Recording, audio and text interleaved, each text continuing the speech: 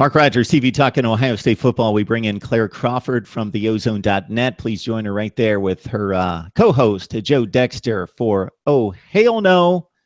And we're getting to the really good part of the season. I thought, Claire, that possibly we were going to be starting the good part of the season with the Maryland game, but the Terps disappointed. But the Buckeyes, of course, rolled in this one, 62-14. And they surprised you and I think, as much as anyone else, as far as that being a blowout. And it's in the part of the season where we can start comparing wins and losses. And I know I watched one of your videos comparing head-to-head teams and how they rank. And it's getting a little tricky with Maryland with a big win over Texas, a win over a pretty good Minnesota team. Going into that thinking that that was going to be a much bigger challenge for the Buckeyes. What we did see the Buckeyes improve upon that seemed to be the biggest difference is the passing game. And JT Barrett really, really kind of settling into what we know he can be as a quarterback. Unfortunately, this Maryland team was on their third string quarterback, and now unfortunately it looks like another quarterback change due to a targeting penalty. And well, he's out because of because of targeting, not because of the penalty.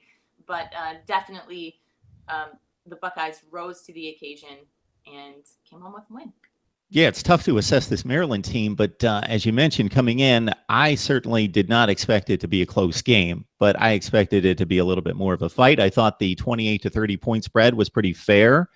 Maryland, as you mentioned, they were coming off a win at Minnesota. Now we see the Golden Gophers lost to Purdue. They might not be as good as they've been the last few years.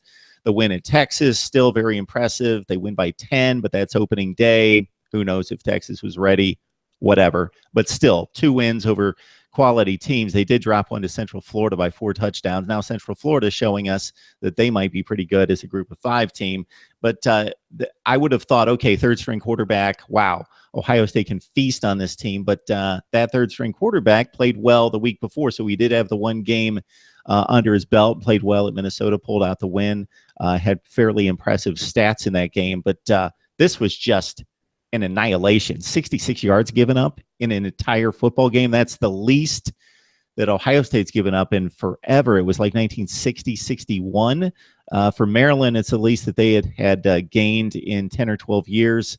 The dominance defensively and the defensive line leading the charge was what we have expected all season. And really, the defensive line has not disappointed outside of possibly the Oklahoma game. It's a potentially dominant defense that has the coordinator in place and the athletes in place to live up to its potential.